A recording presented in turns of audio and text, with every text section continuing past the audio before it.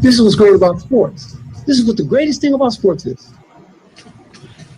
You play to win the game. Hello? You play to win the game.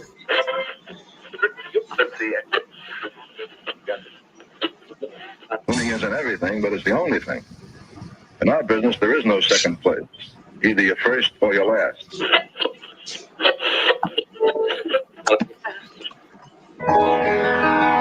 Ain't this what they've been waiting for? You ready? And now, the W with Walls and the crew. Good morning. Where winning isn't everything, it's the only thing. On 100.1 FM. Good morning. And Facebook Live.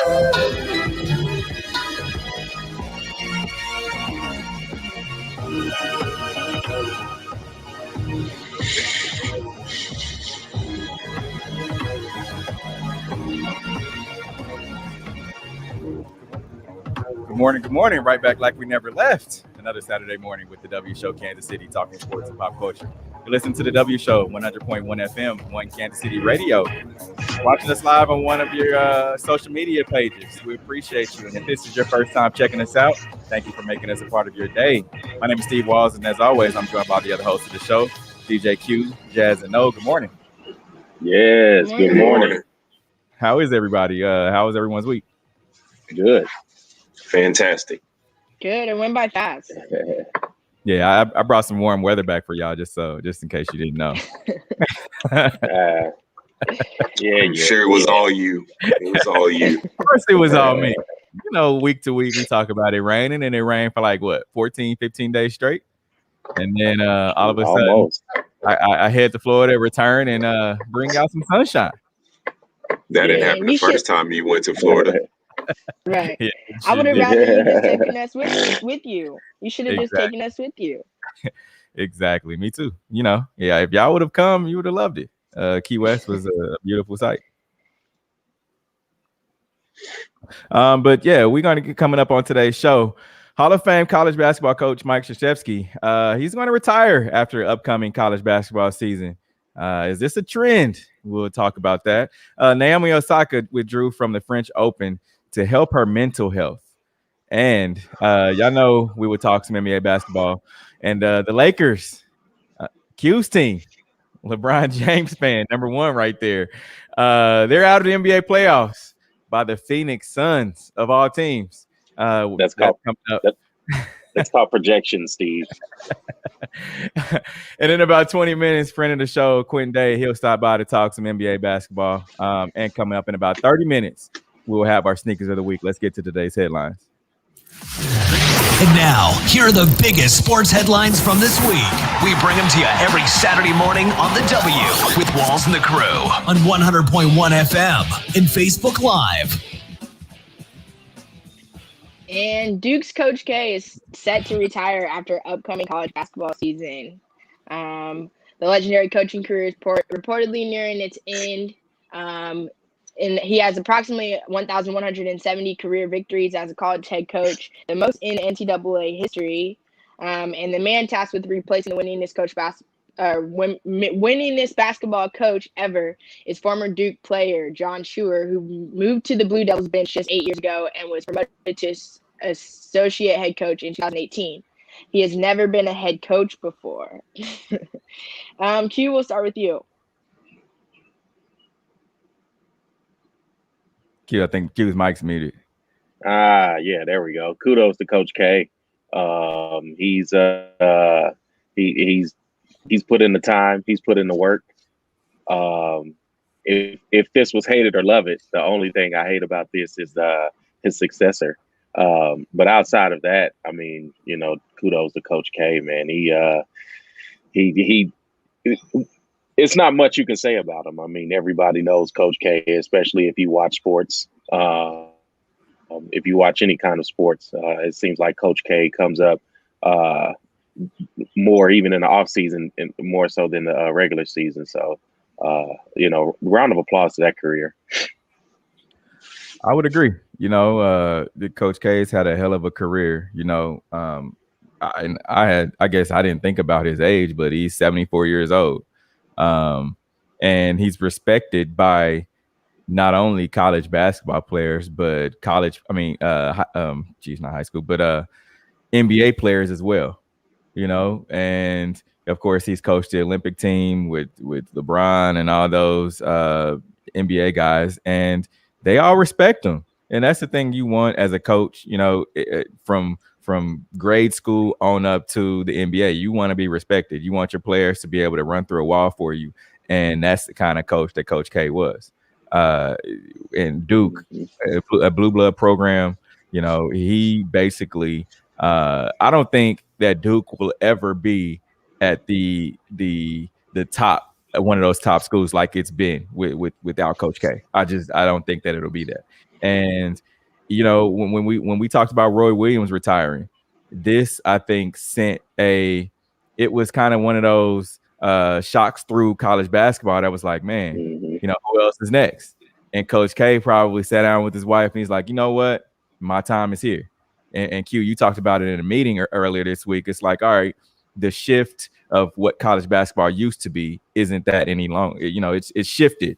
It's not what it used to be. And so Coach K understands that. And he's like, all right, do I want to put up with, the scrutiny of people thinking that my school pays players or things like that? Do I want to continue to put up with that? Or should I just step to the side, kind of fade to black?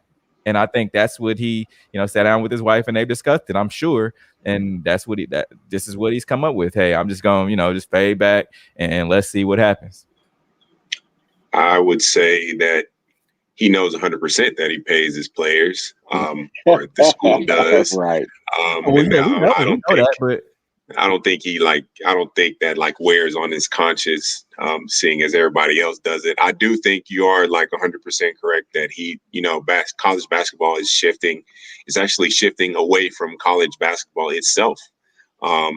To where these players, they want to go overseas, they want to go to these different leagues, they want these farm systems, and the NCAA, their time is up, it's coming up. So, and I think Coach K realizes that, and he's like you said, it's no longer what it used to be. You no longer get a guy, a young man, have him in your program for 3 to 4 years, build him up, and then you send him off into other endeavors. It's more like hey, I get you for not even 1 year. I get you for 6-7 months, and then that's it. And then he, that guy's gone, and then it's on to the next. And so I think Coach K is just, my time is up. I've had, it was a great run. I'm going to move on to something else. And like Roy Williams, those are the faces of college basketball for our generation for sure. There was those handful of guys that came preceded them, the Bob Knights and those kind of guys. They're of the same, mold, but that's not going to be the case anymore. We don't know what's going to be over the horizon for college basketball and, the faces of it. So it'll be interesting to see, but kudos to Coach K, like you said, greatest college basketball coach ever. I think we can safely say that. And he had a great career, and he had the respect of all those NBA guys. I think one of the highest honors is, to me, was Kobe himself said, hey, man, if I was going to pick a school to go to, it would have been Duke to be with Coach K. And he said specifically to be with Coach K. And so I think that was great. So kudos to him. And here's the thing about that too, is you don't want to, no one ever wants to be the guy that replaces the guy, right? And for him being 33 years old, and I know I mentioned this to you, Q, it's he can kind of relate to these young guys. He may not come from the same, situation as a lot of these players that he's going to get, but as far as being 30, I'm 33, I'm not 63. Because a lot of these older guys, and we talked about it, former players, they're kind of older. And he's one of the guys that's been around the program for a few years. He understands, the youth, what these guys are kind of going through, played college basketball, even though, like I said, he may not be from a lower poverty level, right, of what the kids that he's recruiting, but he understands them from that youth aspect. For sure. Yeah, definitely. Definitely going to be hard shoes to fill with having no head coaching experience, though. So I think it'll be interesting, but I'm excited. Now, Naomi Osaka quit the French Open to protect her mental health. She became a household name when she won the U.S. Open last summer and did it while wearing a face mask with names of different Black people murdered by racial violence on each day of the tournament. She's obviously an international tennis star on the same level as legends like Serena Williams. Osaka announced early on that she didn't want to participate in press conferences, even though they're mandatory for French Open players, and she was fined $15K for her decision. The tournament officials also warned that if she continued to skip press conferences, she could be kicked out of the tournament. So this was one that I found really interesting, and I didn't really like the fact that these players are forced to participate in these conferences. I know we'll talk a little bit later about how fans have impacted the tournament and the NBA tournament. And I just don't think it's fair that they have to speak on a topic, or especially when reporters are using these like promote like they're poking at the bear with their questions. I don't think that players should be forced to be in that position. But what are you guys' thoughts? You know, Steve, you want to take this? here's the thing. Here's the thing about it. When you're in the media, and you're going to interview whether it's players, whoever, you feel like they should be willing to provide you with some kind of content. Like that's what they're quote unquote paid to do. That's a part of what they signed up for. However, she's come out and said, "Hey, I want to protect my mental health." Like, you got to respect that. You have to respect if someone is like, "I'm just not feeling it today." You know, I've had plenty of guys, you know, just dealing with football. I had plenty of guys like, "Hey, I'm just not feeling it today." And you got to respect it. I'm not saying, "Come on, man, you know, I'm here." Yeah. You should be ready and willing. You're not doing anything. You're just sitting there. Come on, man, and you just got to respect it. And I think guys respect you when you respect their privacy, so to speak. You give them their time, because it's going to come a time when they're like, "All right, cool. I did you like this last time." It's kind of it's that understanding of, you kind of did me a solid, I'm gonna do you a solid. You know, scratch my back, I scratch your back type of thing. And for them to kind of put her out there as the bad guy or bad woman for not wanting to speak to the media, she's already come out and said it via Twitter. However, she could have put a statement out there other than just Twitter. But however she wanted to do it, that's her prerogative. You know, people are going to read it. She has millions of followers, whatever. But I just feel like, you know, they shouldn't have put her out there as the bad guy. Yeah, I mean, definitely. She is a successful Black woman. And we know how the media treats successful Black women. And it's running them through the mud. It's everything. It's the same thing akin to that we see with Black male athletes. And it's usually worse.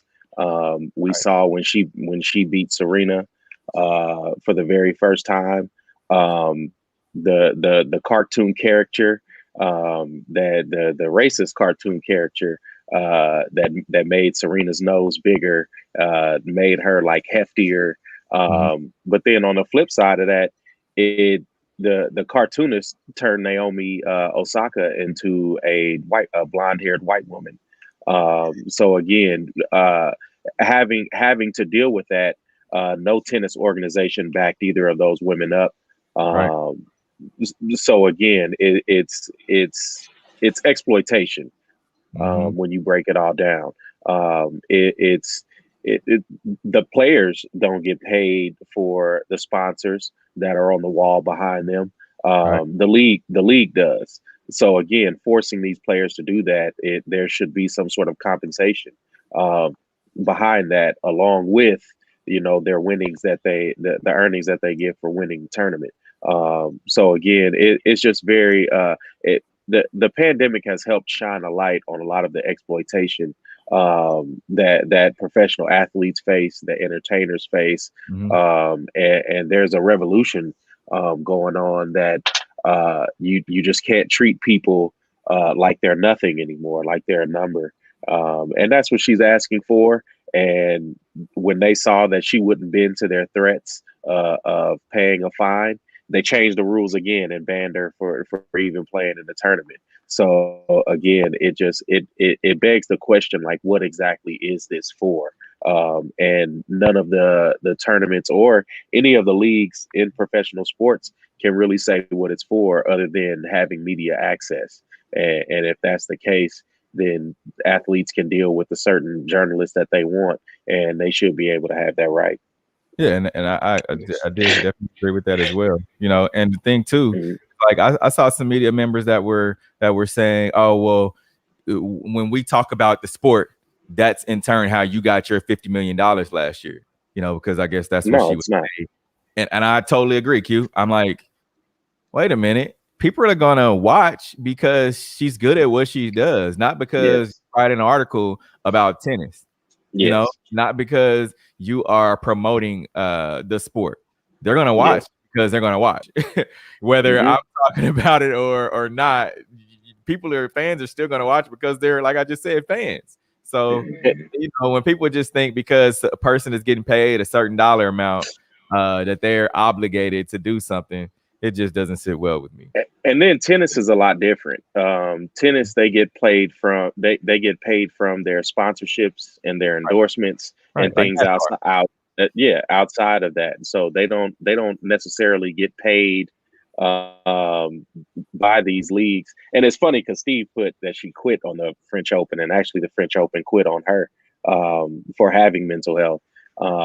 But yeah, it's a sad case to see that the French Open would even go these lengths to even just not have her play. And so again, that's them forcing their will and then bending rules to benefit them versus their players. And the players is who make them their money, not vice versa.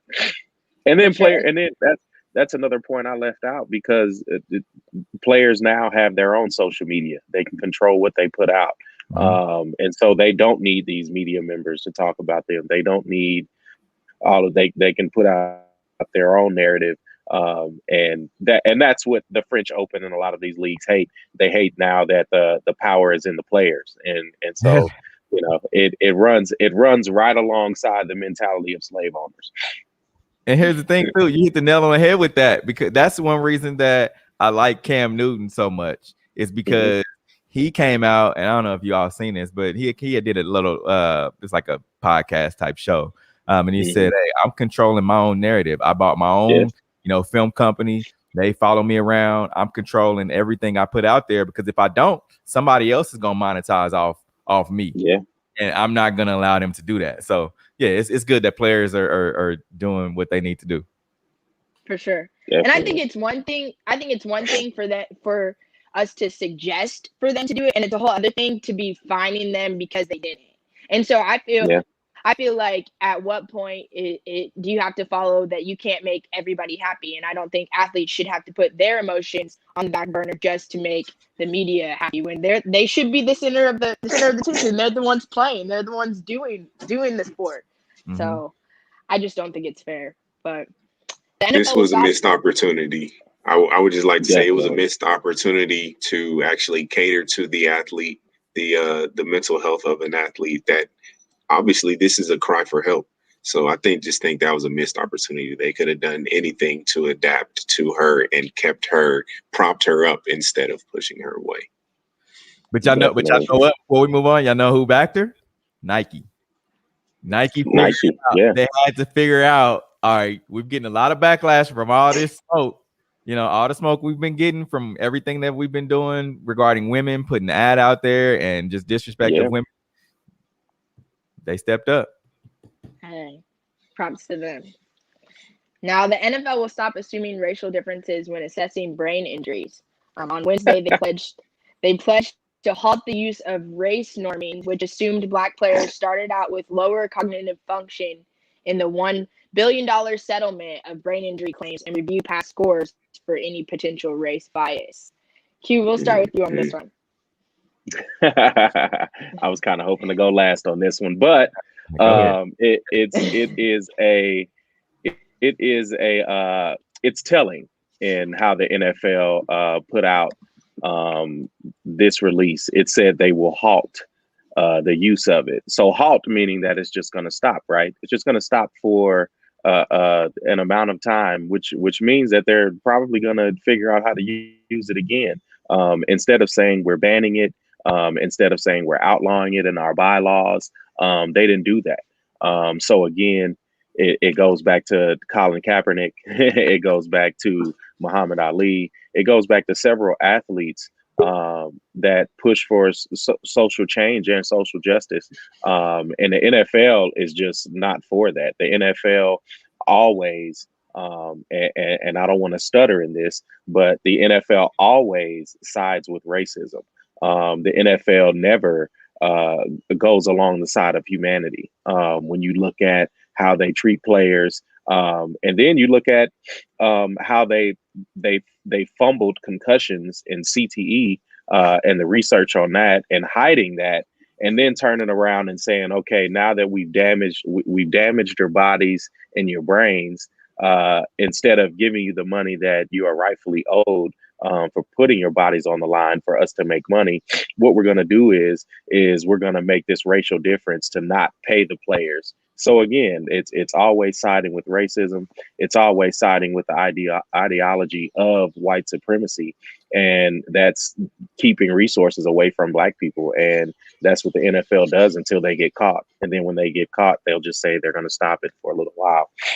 And here's the thing to piggyback on that too. They said that they will stop. So what about all those other players that you had said, all right, well, because they had dementia now, or they're suffering from, everything that the NFL caused them to suffer from, the hits, the mental anguish, all that stuff. What about all those players from before? Now you have to go back and right that wrong, since you now understand, all right, we're going to stop it. And if you're going to stop it, then the players who's 60, 70 years old that can't afford health care, that are going through certain instances, and then those families who now we understand that they suffer from CTE, pay those people, pay those families who players have committed suicide, and you've studied their brains and understand that they have suffered from CTE. So now I feel like you owe some kind of restitution, something. They paid a $1 billion settlement. But again, that's a settlement. $1 billion is definitely not enough. It should definitely be closer to the $2 and $3 billion range. They make plenty enough money from their sponsors. But again, we're dealing with a system that a legal justice system that doesn't side with Black people that are wronged, and it's always on the side of the people that hoard the wealth, and that the percentage of that is 90% white and male. So yeah, and that's another reason I agreed with The Rock. I don't know if y'all watch Ballers, but they had talked about the healthcare, and for guys that are had played in the league, and the guys that are in the league, they should have lifetime healthcare. It's just what it is. They should never have to pay for healthcare again. They should, and that should also be a thing for every citizen in America. But and even if the NFL had come up and said, okay, we're going to do this. You have veterans, right? Veterans have the VA, where they're able to go and receive healthcare from a certain hospital, the VA. NFL should have a certain hospital, whether it's in New York City or wherever, where they have their own doctors that they pay the NFL players. Okay, well, you get there and we'll take care of your healthcare. They should do that. They should, but that's what they have already. They had their own doctors to use racist science. Oh, for sure. So again, there needs to be some accountability. It's the same argument we have with defunding the police. You're not going to give more money to people that are already committing crimes. And yet we do that anyway. So giving them their own doctors, and making that a set precedent for them to have a hospital. If I'm a former player, I wouldn't want to step foot into that hospital. Even if it's free? Even if it's free. The government the government and these entities always give free things to the people that they oppress. And normally those free things are what kill them. Heck yeah. I agree. Now we're going to take a quick break. Coming up, we'll continue our top headlines. And we have one of the greatest basketball players ever to come out of Kansas City. We will discuss this When we come back, this is the W Show. You're tuned in to the W with Walls and the Crew, where winning isn't everything. It's the only thing. On 100.1 FM and Facebook Live.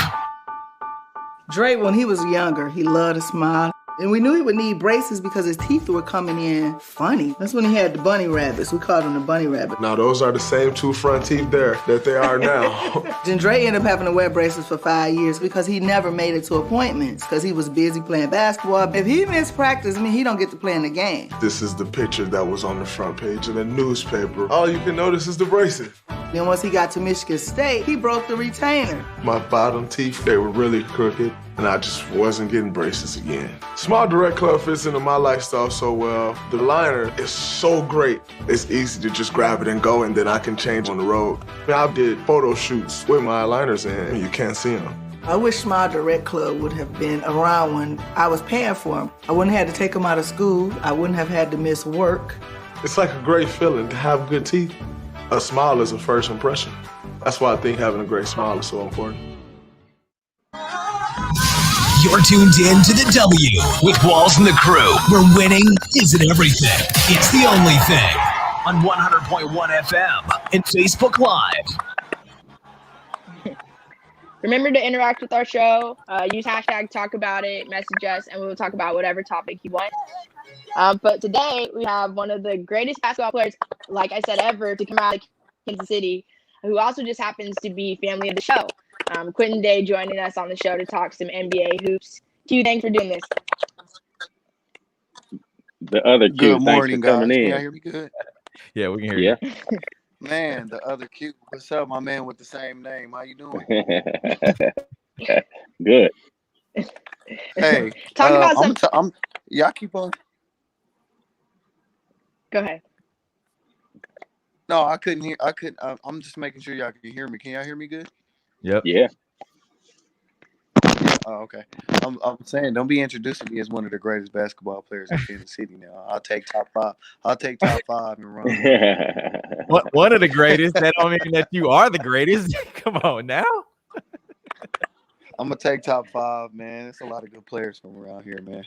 Shout Top out to five- all the players five, from huh? Kansas City too, by the way. Yeah, man. I'll take top 5. All right. All right. Well, coming from one of the top 5 players, talk a little bit about your thoughts about the NBA playoffs this year so far.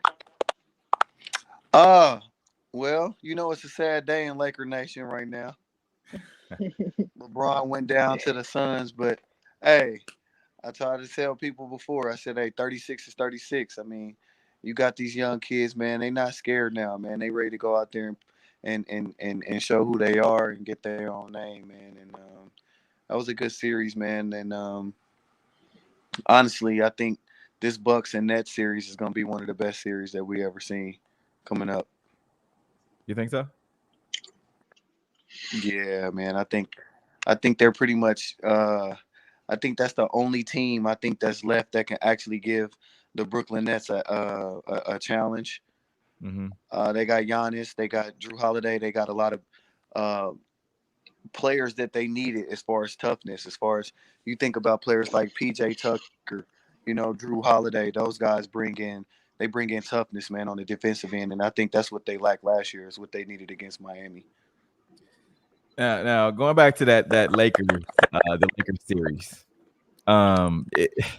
Here's the thing, and DJ Q doesn't want to agree with this. I said, this was LeBron's chance for guys like myself who are like, LeBron is just not that. He's not that guy. He's not a killer. He's not a threat. And now people will argue. They'll say, oh, well, that's just not LeBron's game. That's not how LeBron wants to play. That's not him. Well, I don't want to go back to, people say, well, Steve, you always compare LeBron to, you throw Kobe out there, you throw MJ out there. Well, I'm gonna give you a Dame Lillard. And Q-Day, we talked about this on the phone. I'm gonna give you a modern day guy like Dame Lillard, who you watched him on Tuesday, and I believe that was game 4, where you saw Dame was not gonna lose no matter what. He was gonna keep the ball and shoot the ball no matter what. He was gonna go down with the shit. Now, but he did lose. Twice in a row. Hold up, no. When you think about it, it goes back and then circles back around. What did Kobe say? I'm not gonna pass the ball to somebody who's not as good as me. Why is But he LeBron? did. Why He did is pass the LeBron? ball to guys that weren't as Why good is as him. LeBron passing the ball to 4 other guys who had 11 points combined? They had 11 points combined. Well, Kobe never passed. I learned that today. That's new for me. I mean, but you're passing the ball to guys that score 11 points combined. Why? If you don't see that coming from the bench, they scan the cameras on the bench. What did LeBron do? I'm walking out. 5 minutes left. I'm leaving the bench.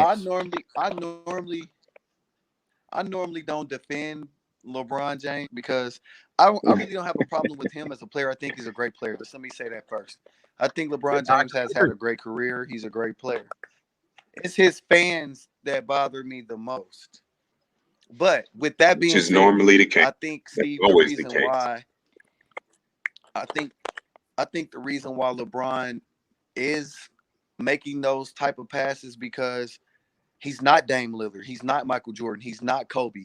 He doesn't have a shot he doesn't have the jump shot that those guys had. So it's better for him to pass the ball to a KCP or a Wes Matthews standing in a corner or a Kyle Korver. It's better for him to have those type of players on his team because he's more of a Magic Johnson type of player. He's more of the LeBron James is the type of player that wants to make the right play. Kobe Bryant, Michael Jordan, Damian Lillard, they feel like they are the right play, if that makes sense. They work on their jump shots. Kyrie Irving, Kevin Durant. You heard Kevin Durant, I think 2 years ago when they're in the finals, and LeBron, he spends so much money and time, and he put so much time into working on his body.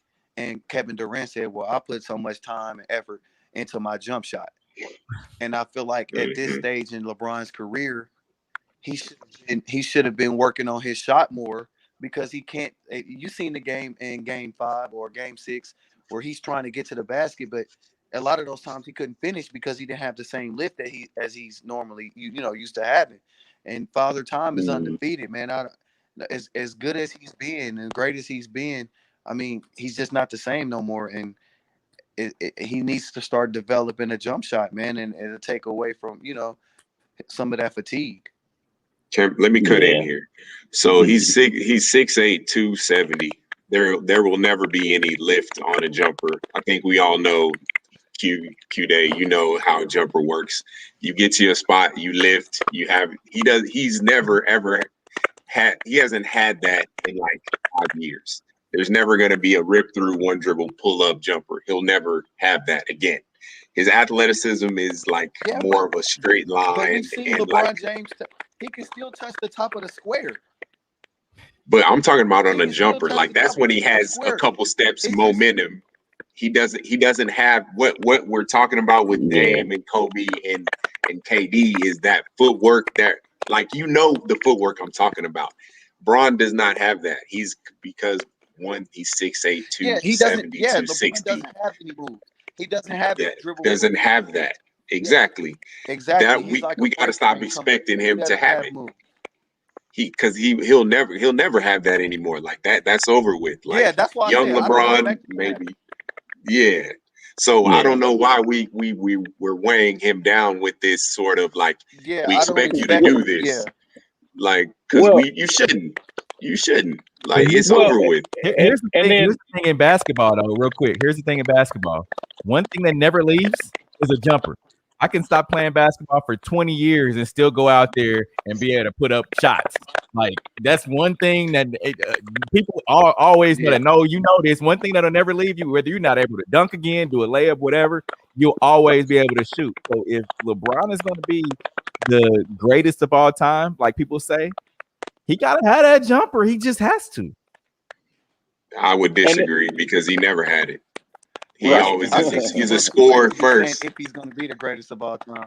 If he's not the greatest of all time by now, he ain't going to ever be the greatest of all time. Exactly. If you don't think he's the greatest of all time now, then you just won't, and that's okay. That's totally okay. Real quick, I agree with Brandon Burgett. He said he doesn't have that Jason Tatum skill set. I agree. Yeah, Not a lot of people do. But one skill set that nobody else has, LeBron. LeBron has the one skill set that nobody else on earth has or ever had. Yeah, and that's I love the conversation because Steve was waiting for this moment in his 17th year. 18. Instead of him coming back 3-1 and saying, "Oh yeah, he's a dog." Like Steve completely stepped over that and went to his his year when he's what you said he's 38 years old. Like Steve's waits until then when he loses for the first time in the first round. And Jordan actually lost 3 times in the first round. So yeah, so again, we're holding up unrealistic expectations, and I understand the psyche of some Kobe Bryant fans. Like Kobe Bryant, dedicated his life to be a carbon copy of Michael Jordan. I don't see a lot of Kobe's game outside of what I see in Jordan, and it seems like a lot of Kobe fans wanted LeBron to do that. They wanted LeBron to be a carbon copy of Michael Jordan when LeBron wanted to be LeBron James, and I'm not holding LeBron James to Michael Jordan standards. You're not? Okay. Couldn't say it better myself. I agree. Well, here's the thing. Here's the thing about this, and it's what I've been saying. He needs that other guy, and everybody knows everybody needs somebody. Yes. For him to win, he needs the other guy, and he needs a guy that's going to go get buckets. We've seen it. We've seen LeBron. Everyone does. Yeah, we've seen a guy like LeBron. He's had D-Wade, Kyrie.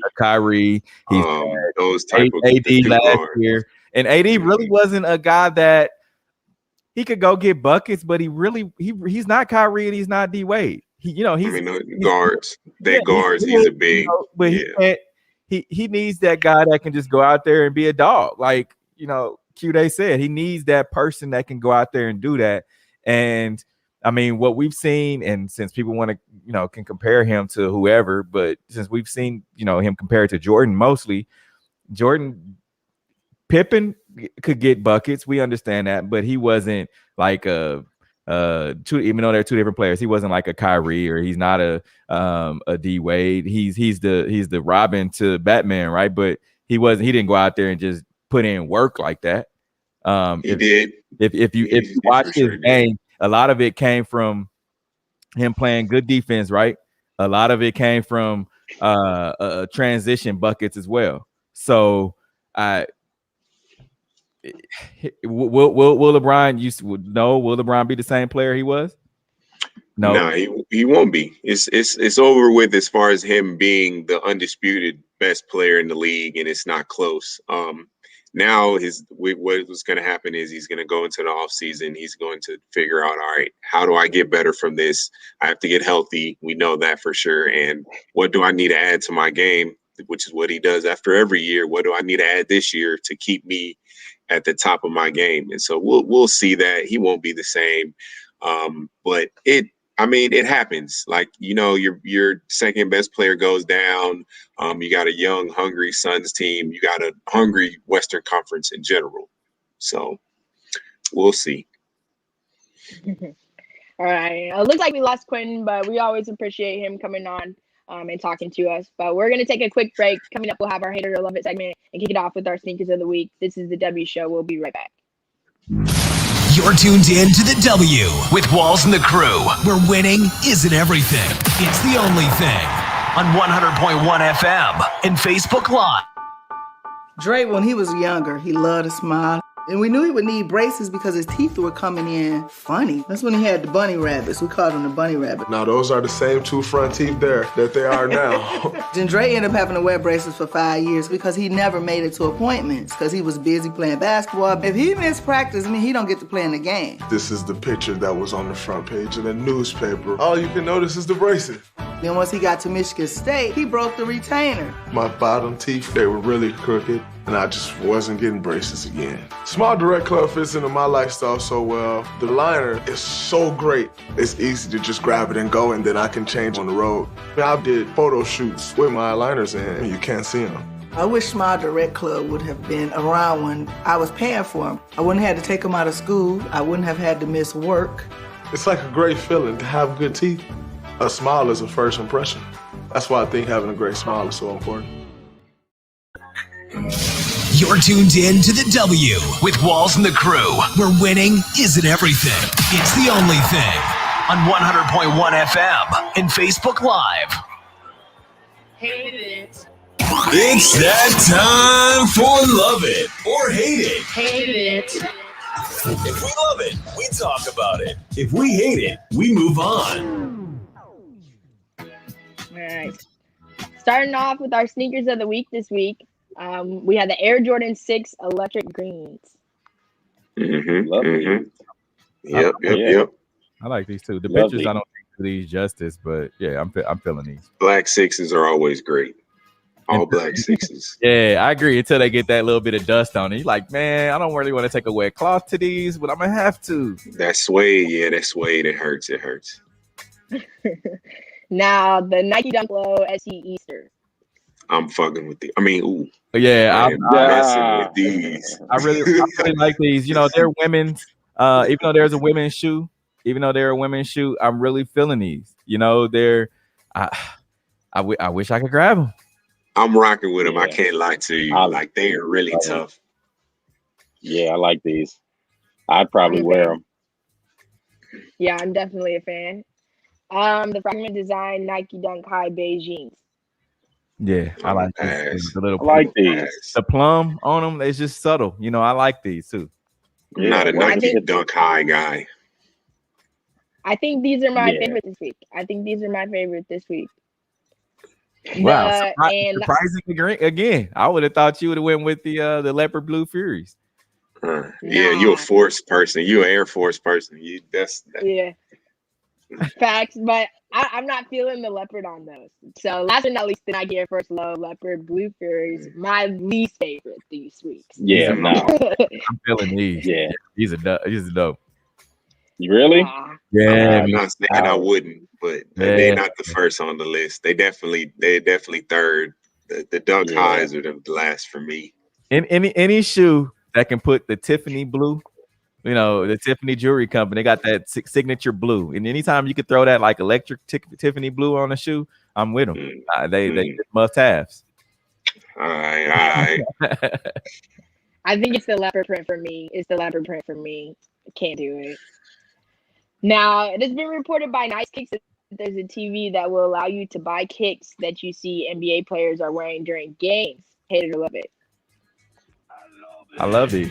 I love it. That's smart, though. That's smart. I think it's taking advantage of, that. But I want PJ Tucker shoes, and y'all can't give me that. So I'm good. That's for other people. It's not for me. I need exclusives. And we have the video of the sneakers right quick.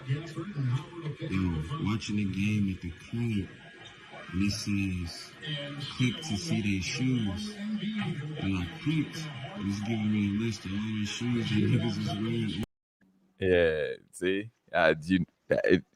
I like that. But and the TV it's supposed to be on all new smart TVs. So I have yet to see them. I guess I just don't have one of those new smart TVs to be able to do it. But it is what it is.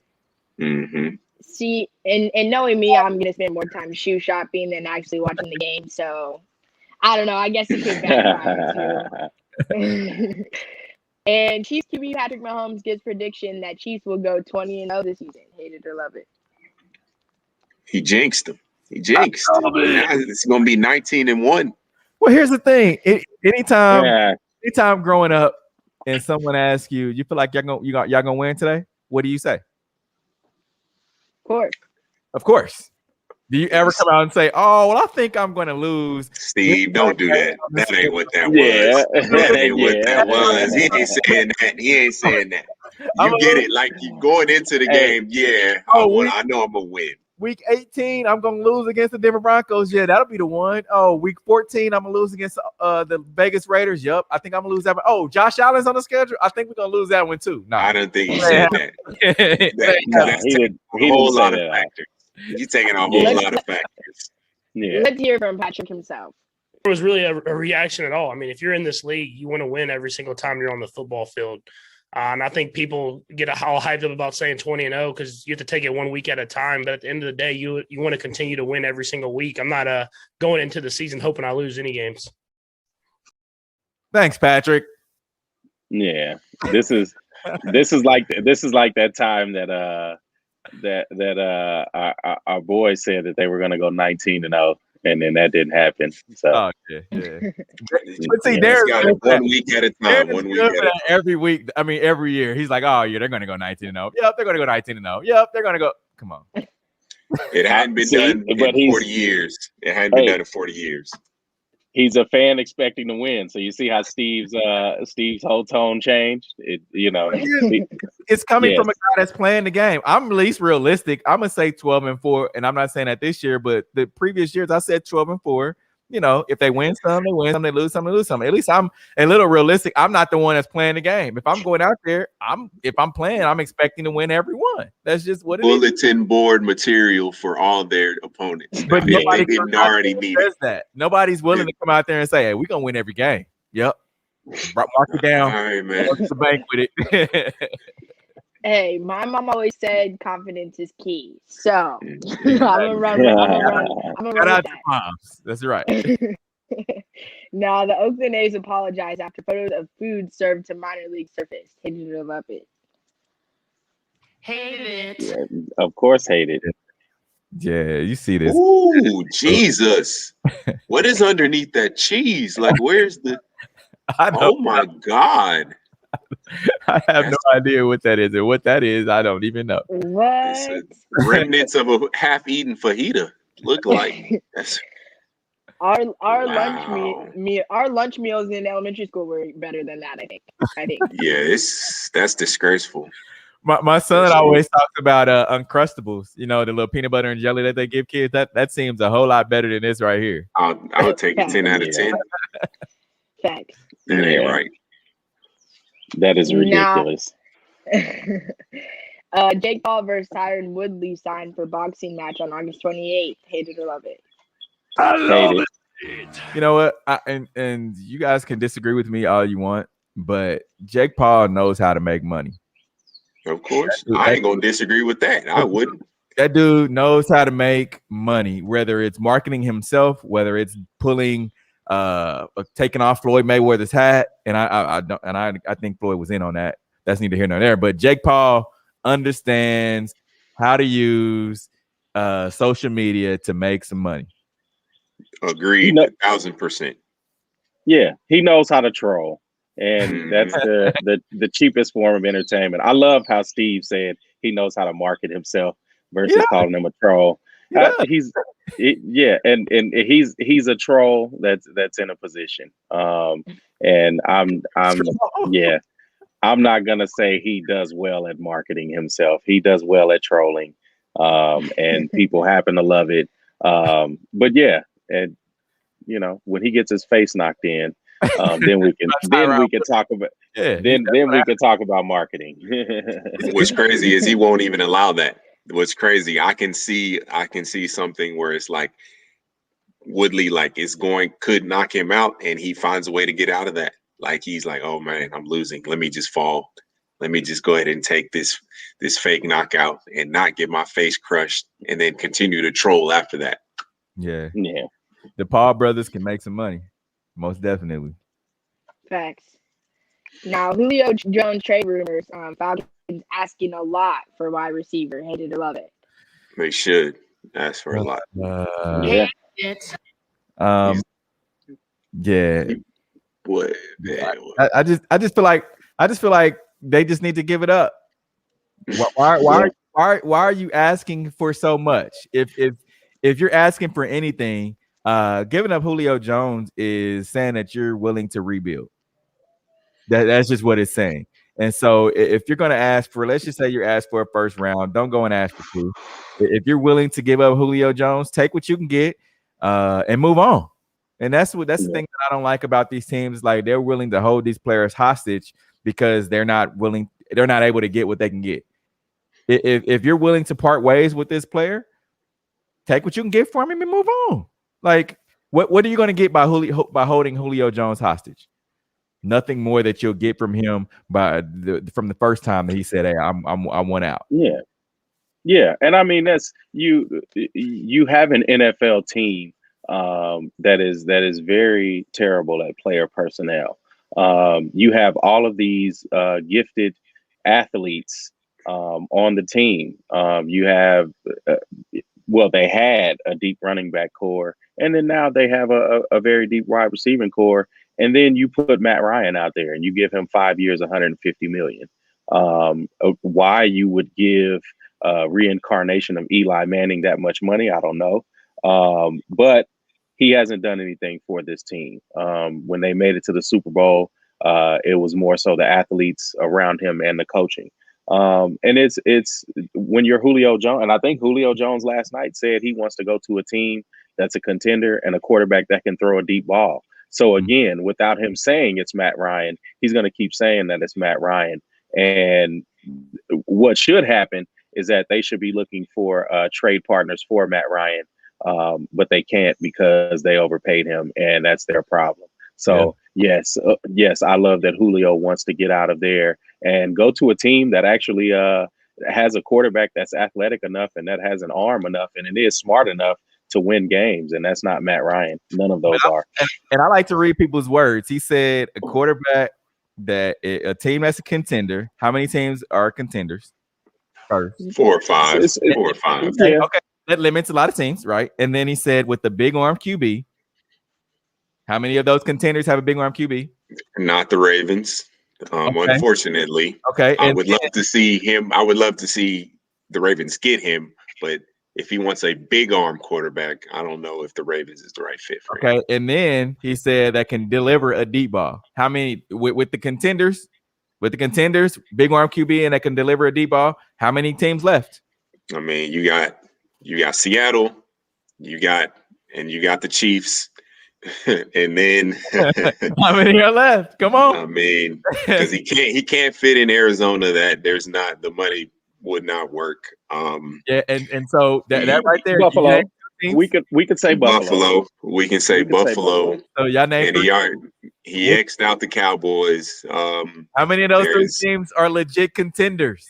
I mean, Buffalo and the Chiefs and Seattle. All of them are playoff teams. Steve just wants to say that he wants to go to the Chiefs, and that's not what he's saying because he is definitely not saying that he's coming to the Chiefs because he's not going to play second fiddle to Travis Kelce. And that's what's going to happen. Yeah, or they already have a number one receiver in Tyreek Hill, and we get it. It would look amazing. He would look amazing over there opposite him. But let's be real here. He wants the ball. And in this Chiefs system, the Tyreek Hill isn't even the number one receiver. It is Travis Kelce. He gets the balls. He gets it all when it comes to the passing game. And it's not gonna be Julio Jones. They're not gonna allow him to come in and really, I won't even say mess up that chemistry, but again, he wants the football. And you're either going to bring on this guy, which is going to threaten Travis Kelce's numbers, which is probably going to make him unhappy. And especially when you have players that have certain marks that they need to reach on their contract. To all the wide receivers out there who don't want their quarterback not throwing deep balls, dancing all in the videos, come on over to Chiefs Kingdom. Come get down. Yeah. Come on, get down. I should have seen that one coming. I should have known. Next. Steve, look, Steve says this after they didn't even score a touchdown in the Super Bowl. So yeah. You know what I got? That's a hot take right there. It's not. It's true, but it's spicy. It's spicy. Now, speaking of contenders, the 2021 College Football Hall of Fame ballot announced. Hate it or love it. I love it. Yeah, I love it. Love it. Bunch of guys on that list. Quite a few notable players. Yeah, some of the notable ones were Champ Bailey, Eric Berry, Reggie Bush, Work Done, Dwight Freeney, Tony Gonzalez, Marvin Harrison, Jeremy Maclin, Marshawn Lynch, and Andrew Luck. It's a good list. It's a great list. Yeah, Andrew Luck is a stretch. I knew it. I knew it. No, don't do that to Andrew Luck. I knew it too. I knew killed it. in college. He killed in college. If anybody, and this is my hot take. Hear me out on this. This is my hot take. If anybody really maybe doesn't deserve it, possibly, hot take, Reggie Bush. Go look at his numbers. Go look at Reggie Bush's numbers compared to the rest of those guys. Compare him to like an AD, compare him to a D'Angelo Williams. He didn't have the numbers. And interestingly enough, I agree with No. Like that's a good one. I'm telling you, he was a Heisman winner. He was electrifying. He had all the talent in the world. The numbers wise, he doesn't compare to those guys. And I think that's because Lindale White was also on that team. But that's neither here nor there. That's just my hot take on that. I mean, he didn't have good quarterbacks. And so what he did is he turned that into being a scoring machine. And you don't see too many say Matt Leinart wasn't good, man. Matt Leinart was good in college. He stink. Matt Leinart, he was good in college. Matt Leinart got the same fortune that Ryan Leaf got when he was in college. And when you have quarterbacks like Ryan Leaf, we're going to go even further back to Miami and Gino Torretta. When you have quarterbacks like that have amazing athletes around them, those athletes make them look good. And that's how quarterbacks like Matt Ryan get $150 million. Hey. Oh, man. Now, Diamondbacks announcer Bob Brenly mocks Marcus Stroman's do-rag during game. Hate it or love it. I got two hot takes in a row. Go ahead. I listened to the video first. Yeah, Let's see the video going to change up that Stroman has developed, and it's turned into a tremendous pitch for him.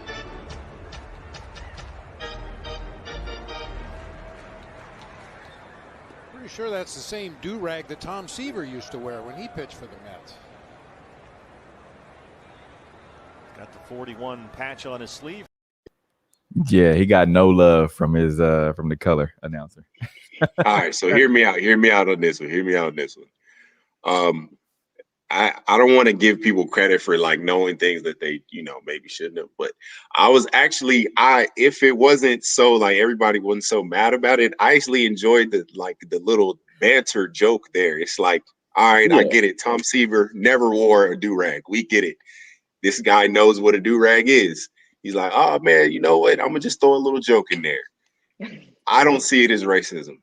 And that's just me personally. And maybe the Stroman has a different attachment to it, and maybe he was offended, and that's totally his prerogative. And I'm glad he leaned into it and made it into something, like he was able to, get his back up.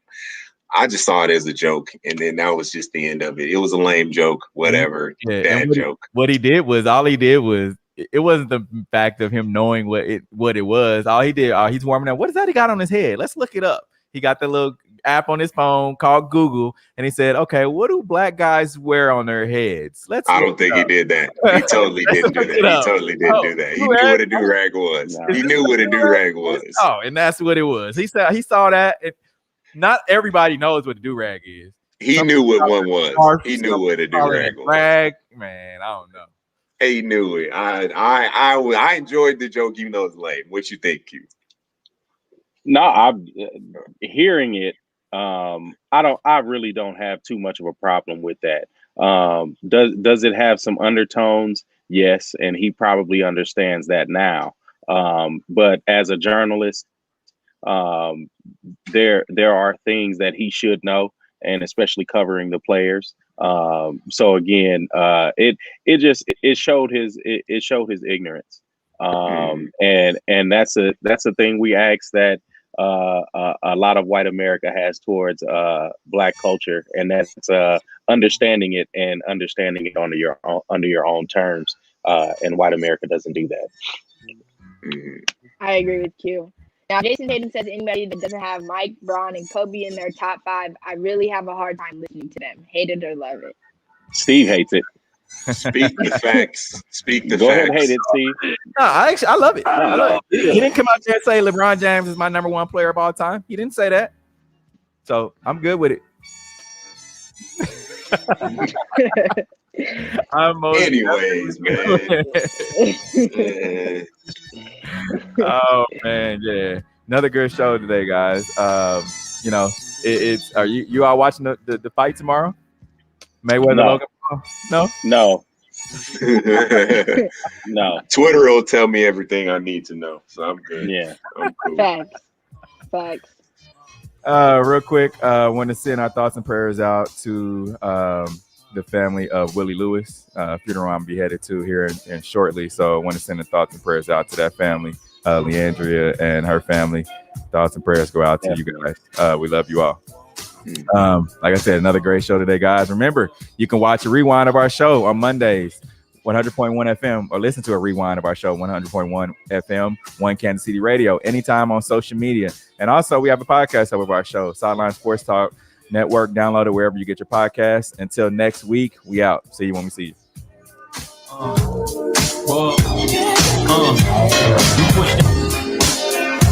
The views and opinions expressed in the W Radio Show by the host, co-host, guests, and call-in listeners are solely the opinions and responsibility of the original source who expressed them. They do not represent the opinions of the W Show, 100.1 FM, One Kansas City Radio, Sideline Sports Talk, Team Wall Street Foundation, or affiliates.